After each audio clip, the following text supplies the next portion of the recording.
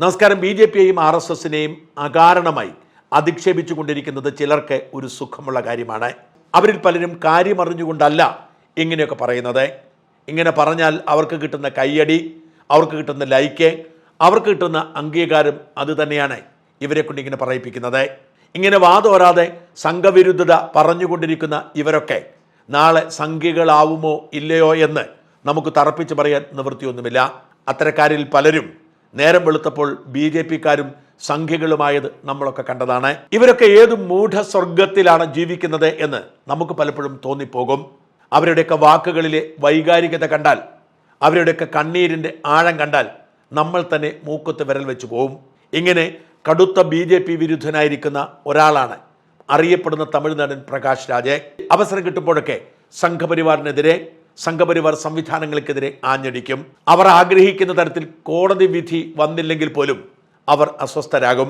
അത്തരത്തിൽ കഴിഞ്ഞ ദിവസം ഹൈദരാബാദിൽ പ്രകാശ് രാജ് നടത്തിയ ഒരു പ്രസംഗത്തിന്റെ മലയാള പരിഭാഷ മാധ്യമം ദിനപത്രത്തിൽ പ്രസിദ്ധീകരിച്ചിരിക്കുന്നത് എൻ്റെ ശ്രദ്ധയിൽപ്പെട്ടു. ഞെട്ടലോടുകൂടിയാണ് ഞാനത് മുഴുവൻ വായിച്ചു തീർത്തത്. കോടതികളെ പോലും അധിക്ഷേപിച്ചുകൊണ്ട് രാജ്യം ഭരിക്കുന്ന ഒരു സർക്കാരിനെതിരെ, ആ പാർട്ടിക്കെതിരെ അടിസ്ഥാനരഹിതമായ ആരോപണങ്ങൾ ഉന്നയിച്ചിട്ടും ഒന്നും സംഭവിക്കുന്നില്ല എന്നത് തന്നെ ഇന്ത്യൻ ജനാധിപത്യത്തിൻ്റെയും ഭരണഘടനയുടെയും വിലയാണെന്ന് ഇവരൊക്കെ തിരിച്ചറിഞ്ഞിരുന്നെങ്കിൽ, ലോകത്തെ ഏറ്റവും സുതാര്യമായ ജനാധിപത്യമുള്ള വലിയ രാജ്യമെന്ന് കരുതപ്പെടുന്ന അമേരിക്കയിൽ പോലും അഭിപ്രായത്തിൻ്റെ പേരിൽ ഏതൊരാളും വെടിയേറ്റു മരിക്കാവുന്ന കാലമാണെന്ന് ഓർക്കണം. ഏതൊരാളെയും ഭരണകൂടത്തിന് ഇഷ്ടപ്പെട്ടില്ലെങ്കിൽ കൈകാലുകളിൽ വിലങ്ങ് വെച്ച് നാട് കടത്താം. അത്തരമൊരു ലോകക്രമത്തിനിടയിലാണ് ഇന്ത്യയിൽ ഇവർക്കൊക്കെ ഇങ്ങനെ പറയാനും സ്വസ്ഥമായി ജീവിക്കാനും കഴിയുന്നത്. കോടതികളെ ഇത് നാണക്കേടാണ് എന്നാണ് മാധ്യമം തലക്കെട്ടിരിക്കുന്നത്. ഹൈദരാബാദിലെ APCR സംഘടിപ്പിച്ച പരിപാടിയിൽ നടത്തിയ പ്രഭാഷണത്തിൽ എന്ന് പറഞ്ഞാണ് പ്രകാശ് രാജിന്റെ ഈ പ്രസംഗം. മാധ്യമത്തിൽ വന്നിരിക്കുന്ന ലേഖനം ആദ്യം കേൾക്കുക. ഈ പരിപാടി നടക്കുന്ന ഹാളിലേക്ക് കയറിയപ്പോൾ ഞാൻ ആമീറിനെ കണ്ടു. ആമീർ കവിയും ആക്ടിവിസ്റ്റുമായ ആമീർ അസീസാണ്. ഹായ് പറഞ്ഞ് എന്നെ കെട്ടിപ്പിടിച്ച് അവൻ പറഞ്ഞു, എന്നെ അറിയാമെന്ന് പറയരുത്, താങ്കൾ എന്നെ ഒരിക്കലും കണ്ടിട്ടില്ല. നിന്നെ മാത്രമല്ല, ഇവിടെ ഇരിക്കുന്ന ഓരോരുത്തരും എനിക്ക് പരിചിതരാണെന്ന് ഞാൻ അവനോട് പറഞ്ഞു. നമ്മൾ പങ്കുവയ്ക്കുന്ന വേദനകളാണ് പരസ്പരം തിരിച്ചറിയാൻ സഹായിക്കുന്നത്. നാം കാത്തുവെക്കുന്ന പോരാട്ട വീര്യമാണ് പരസ്പരം അറിയാൻ നമ്മെ സഹായിക്കുന്നത്. ഇന്ന് ഞാൻ ഉമർ ഖാലിദിനെ കുറിച്ച് സംസാരിക്കാനല്ല ആഗ്രഹിക്കുന്നത്. ഉമർ ആരാണെന്ന് നമുക്കെല്ലാവർക്കും അറിയാം. കുറച്ച് മാസങ്ങൾക്ക് മുമ്പ് ഞാൻ ഡൽഹിയിൽ പറഞ്ഞത് തന്നെ ആവർത്തിക്കുന്നു. ഈ രാജ്യത്ത് സംഭവിക്കുന്നത് ഒരു വംശഹത്യക്കുള്ള ഒരുക്കമാണ്. അവർ മുസ്ലിങ്ങളെ തുടച്ചു നീക്കാൻ ആഗ്രഹിക്കുന്നു. അവർ ആദിവാസികളെ, ന്യൂനപക്ഷങ്ങളെ തുടച്ചു നീക്കാൻ ആഗ്രഹിക്കുന്നു. അതാണ് അവരുടെ അജണ്ട. നേരെ പ്രകാശ് രാജ് പ്രസംഗത്തിലേക്ക് പോകുന്നു. ഒരു മുസ്ലിം നാമധാരിയായ കവിയെ കെട്ടിപ്പിടിച്ചപ്പോൾ അയാൾ പറഞ്ഞു, എന്നെ അറിയാമെന്ന് പറയരുതെന്ന്. എന്ന് വെച്ചാൽ ഇന്ത്യയിൽ ഏതെങ്കിലും ഒരു മുസ്ലിമിനെ അറിയാമെന്ന് പറഞ്ഞാൽ അവർക്ക് കുഴപ്പമാകുമെന്ന്. എന്തൊരു കുഴപ്പം പിടിച്ച പ്രസ്താവനയാണിത്. ലോകത്തെ ഏറ്റവും അധികം മുസ്ലിങ്ങൾ താമസിക്കുന്ന 3 രാജ്യങ്ങളിൽപ്പെടും ഇന്ത്യ. ഇന്ത്യയും പാകിസ്ഥാനും ഇന്തോനേഷ്യയുമാണ് ഏതാണ്ട് തുല്യനിലയിൽ മുസ്ലിം ജനസംഖ്യ ഉള്ളത്. ഈ രാജ്യത്തെ കോടിക്കണക്കിന് വരുന്ന മുസ്ലിം ജനത അവരുടെ എല്ലാ ഭരണഘടനാപരമായ അവകാശങ്ങളും സംരക്ഷിച്ചുകൊണ്ട് ഇവിടെ ജീവിക്കുന്നു.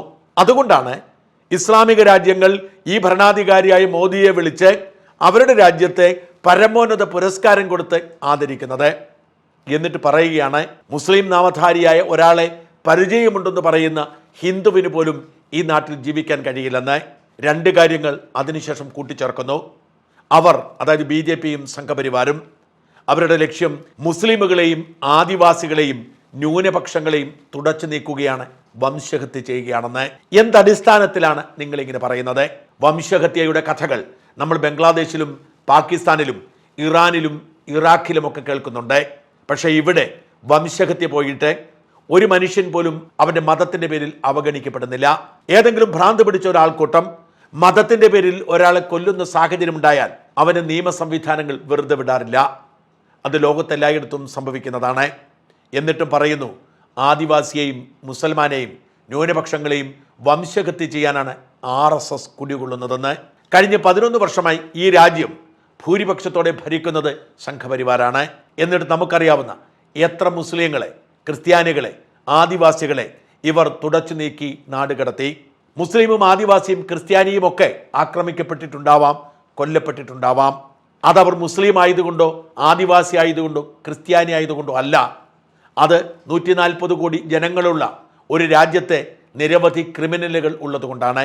അങ്ങനെ കൊല്ലപ്പെട്ടവരുടെ മതവും ജാതിയും അളന്നു നോക്കുന്നത് കൊണ്ടാണ്. ഇങ്ങനെ കൊല്ലപ്പെട്ട ക്രിസ്ത്യാനിയേക്കാൾ ആദിവാസിയേക്കാൾ മുസ്ലിമിനേക്കാൾ കൂടുതൽ ഹിന്ദുവാണ് എന്ന് ആരും അറിയാതെ പോകുന്നത് അങ്ങനെ ജാതി തിരിച്ചുള്ള കണക്കെടുപ്പില്ലാത്തത് കൊണ്ടാണ്. ലേഖനം തുടരുന്നു. നിയമങ്ങളെക്കുറിച്ചും ചട്ടങ്ങളെക്കുറിച്ചുമൊക്കെ നിങ്ങൾ സംസാരിച്ചേക്കാം. പക്ഷേ അവർക്ക് അതൊന്നും പ്രശ്നമല്ല. അവർക്ക് മനസാക്ഷിയില്ല. വൈകി കിട്ടുന്ന നീതി നിഷേധം തന്നെയാണെന്ന് നമ്മൾ നിരന്തരം പറഞ്ഞുകൊണ്ടിരിക്കുന്നു. സ്വാതന്ത്ര്യാനന്തരം ഈ രാജ്യത്ത് നമുക്ക് സ്വന്തമായി പോലീസ് സ്റ്റേഷനുകൾ ഉണ്ടായി. പക്ഷെ കോൺഗ്രസ് ഉൾപ്പെടെയുള്ള എല്ലാ രാഷ്ട്രീയക്കാരും നിയമവിരുദ്ധവും അഴിമതി നിറഞ്ഞതുമായ പോലീസ് സ്റ്റേഷനുകൾ സൃഷ്ടിച്ചു. സാധാരണക്കാർക്ക് പോലീസ് സ്റ്റേഷനിൽ പോകാൻ പോലും ഭയമായിരുന്നു. കുട്ടികൾക്ക് പോലീസിനെ ഭയമായിരുന്നു. രാജ്യത്തിന്റെ അവസ്ഥയെക്കുറിച്ചുള്ള വിലാപമാണ്.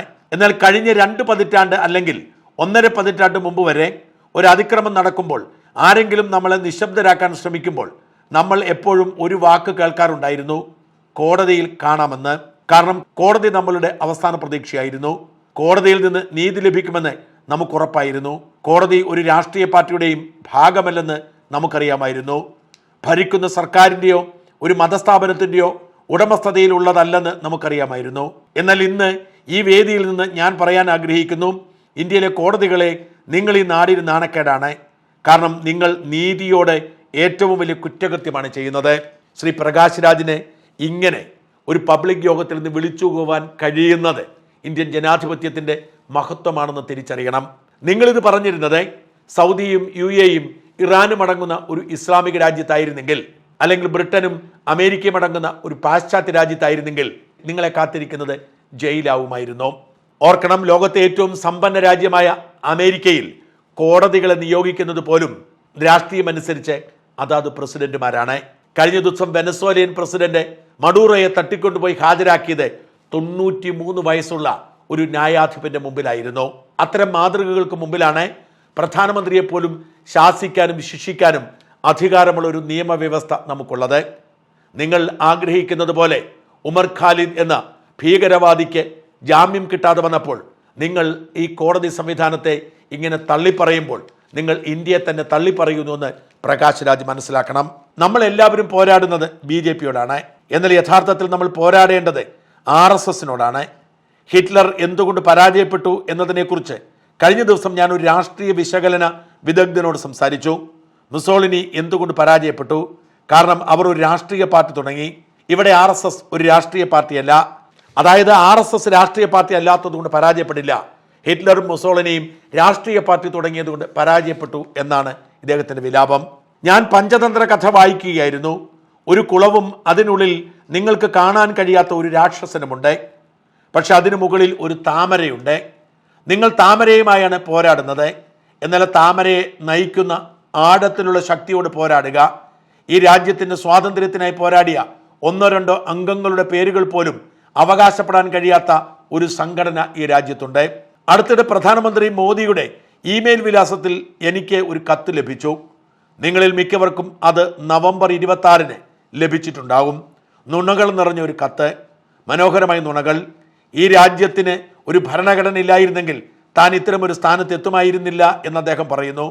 അംബേദ്കറും മഹാത്മാഗാന്ധിയും ഒക്കെ മഹാന്മാരായ മനുഷ്യനാണെന്ന് അതിൽ പറയുന്നു. ഇത് കേട്ടാൽ തോന്നും നരേന്ദ്രമോദി ഇന്ത്യൻ പാർലമെന്റ് മന്ദിരത്തിന്റെ ഓട് പൊളിച്ച് താഴെ ഇറങ്ങി വെനിസ്വേലിയൻ പ്രസിഡന്റ് മദൂറയെ ട്രംപ് തട്ടിക്കൊണ്ടുപോയതുപോലെ മൻമോഹൻ സിംഗിനെ തട്ടിക്കൊണ്ടുപോയി ആ കസാരയിൽ കയറി ഇരുന്നതാണെന്ന്. അപ്പോഴാണ് അതിന് തലേ ദിവസം രാമക്ഷേത്രത്തിൽ പതാക ഉയർത്തുമ്പോൾ ഈ രാജ്യത്തിന്റെ പ്രധാനമന്ത്രിയും RSS മേധാവിയും അവിടെ ഉണ്ടായിരുന്ന ദൃശ്യങ്ങൾ ഞാൻ ഓർത്തത്. ഞാൻ അദ്ദേഹത്തിന് വോട്ട് ചെയ്തില്ല. പക്ഷേ ഇപ്പോഴും അദ്ദേഹം എൻ്റെ പ്രധാനമന്ത്രിയാണ്. അതിനാൽ എനിക്ക് നമ്മുടെ പ്രധാനമന്ത്രിയെ ബഹുമാനിക്കണം. ഞാൻ ഇങ്ങനെ വെറുതെ നോക്കിയിരിക്കുകയായിരുന്നു. ആ പതാകയോട്, ഹിന്ദുത്വ എന്ന അദ്ദേഹത്തിൻ്റെ ആശയത്തോടെ അദ്ദേഹത്തിന് എന്തു ബഹുമാനമുള്ളത്? ഹിന്ദു വിശ്വാസിയായ പ്രധാനമന്ത്രി ക്ഷേത്രത്തിൽ പോയി തൊഴുതാണ് പ്രകാശ് രാജിനെ അസ്വസ്ഥനാക്കുന്നത്. ഈ വ്യക്തിക്ക് നമ്മുടെ ദേശീയ പതാകയോട് ശരിക്കും അത്രയും ബഹുമാനമുണ്ടോ എന്ന് ഞാൻ അത്ഭുതപ്പെടുന്നു. അവരുടെ അജണ്ട വളരെ വ്യക്തമാണ്. അവരുടെ അജണ്ട വംശഗതിയാണ്. അവരുടെ അജണ്ട മനുസ്മൃതി നടപ്പിലാക്കലാണ്, ഭരണഘടന മാറ്റുക എന്നതാണ്. കാരണം അവർക്ക് അത് ഇഷ്ടമല്ല. ഉമറും ഞാനും നിങ്ങളും അടക്കമുള്ള എല്ലാവരും 2ാം തരം പൗരന്മാരാകണമെന്ന് അവർ ആഗ്രഹിക്കുന്നു. അതിനെക്കുറിച്ച് ബോധമുള്ളവർ ആയിരിക്കാനും ജാഗ്രത പാലിക്കാനുമാണ് എനിക്ക് നിങ്ങളോട് പറയാനുള്ളത്. ഇന്ന് അവർ മുസ്ലിങ്ങളെ വേട്ടയാടാൻ വരുന്നു, നാളെ അവർ നിങ്ങളുടെ അടുത്തേക്ക് വരും. ഒരേ ഒരു മാർഗം നമ്മുടെ ശബ്ദമുയർത്തുന്നത് തുടരുക എന്നതാണ്. കാരണം കാലഗണന വളരെ വ്യക്തമായി മനസ്സിലാക്കണം. മനുസ്മൃതി, ഭരണഘടന, ഉമർ ഖാലിദ് എന്നൊക്കെ പറയുന്ന പഴയ പല്ലവി ആവർത്തിക്കുന്നു. ഗൗരി ലങ്കേഷ് കൊല ചെയ്യപ്പെട്ടു, 13 പേരെയും അറസ്റ്റ് ചെയ്തു, ആയുധം കണ്ടെത്തി. ഗൗരി പൻസാരെ, ദബോൽക്കൽ, കൽബൂർഗി എന്നിവരുടെ കൊലപാതകങ്ങൾ ഒരു പരമ്പരയുടെ ഭാഗമായിരുന്നു തെളിയിക്കപ്പെടുകയും ചെയ്തു. അവരെല്ലാവരും RSSനെതിരെ സംസാരിച്ചവരായിരുന്നു. അതെ, RSS തന്നെയാണ് ജാമ്യം ലഭിച്ച് പുറത്തു വരുന്ന പ്രതികൾക്ക് മാലയിടുന്നത്. ദയവായി അത് കാണുക. ബലാത്സംഖ്യകൾ പുറത്തു പോകുന്നു. നിങ്ങൾ പറയുന്നത് പോലെ ഭരണഘടന ഇല്ലായിരുന്നെങ്കിൽ, ഇവരൊക്കെ ഇത് കൊല്ലിച്ചതാണെങ്കിൽ പിന്നെ എങ്ങനെയാണ് ഇവർക്ക് പിടികൂടപ്പെട്ടത് എന്നെങ്കിലും ശ്രീ പ്രകാശ് രാജ് പറയണം. അവരുടെ അജണ്ട വളരെ വ്യക്തമാണ്. ജനാധിപത്യത്തെ കൊല്ലുക എന്നതാണ്. എല്ലാ സംവിധാനങ്ങളെയും ഇല്ലാതാക്കുക. ഇപ്പോൾ നമ്മൾ ഉണരേണ്ട സമയമാണ്. നമ്മുടെ ശബ്ദം ഉയർത്തുക. നമ്മൾ ഇവിടെയുണ്ടെന്ന് അവരോട് പറയുക. ഞങ്ങൾ ഭയപ്പെടുന്നില്ല, ഞങ്ങൾ സത്യം സംസാരിക്കുന്നത് തുടരും. നിങ്ങൾക്ക് ഞങ്ങളോട് 100 തവണ കള്ളം പറയാൻ കഴിയുമെങ്കിൽ നമ്മൾ 1000 തവണ സത്യം വിളിച്ചു പറഞ്ഞുകൊണ്ടിരിക്കും. പ്രകാശ് രാജിനെ പോലുള്ളവർ ഇങ്ങനെ തുടർച്ചയായി നുണ പറഞ്ഞുകൊണ്ടിരിക്കും. എന്നിട്ട് അവർ പറയും അതാണ് സത്യമെന്ന്. പക്ഷേ ഇന്ത്യൻ ഭരണഘടനയും ജനാധിപത്യവും ഇന്ത്യൻ സമൂഹവും സത്യവും നുണയും തമ്മിലുള്ള വ്യത്യാസം തിരിച്ചറിയുന്നുണ്ട്. അതുകൊണ്ടാണ് നിങ്ങളിങ്ങനെ നിർത്താതെ കരഞ്ഞുകൊണ്ടിരിക്കുന്നത്. തുടരുക. ജനാധിപത്യവും ഭരണഘടനയും നീണാൾ വാഴട്ടെ.